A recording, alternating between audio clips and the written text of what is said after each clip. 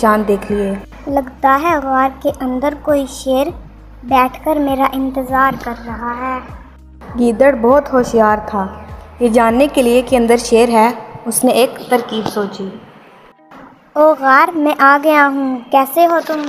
ओ गार, मैं आ गया हूँ, तुम आज चुप क्यों हो? आज मेरी बात का जवाब क्यों नहीं दे रहे? लगता है नाराज़ हो। तुमने अगर मेरी बात ना मानी तो मैं यहाँ से चला जाऊँगा। शेर ने सोचा, अगर ये चला गया तो मैं फिर आज भूखा रह जाऊँगा। तो उसने आहिस्ता से आवाज़ दी, लेकिन घर के दीवारों से टकराकर वो आवाज़ ऊंची हो गई। गीदड़ आवाज़ सुनते ही वहाँ से भाग गया। बच्चों, इससे हमें ये सबक मिलता है कि हमारी छोटी समझदारी हमें बड़ी से बड़ी मुसीबत से बचा लेती है।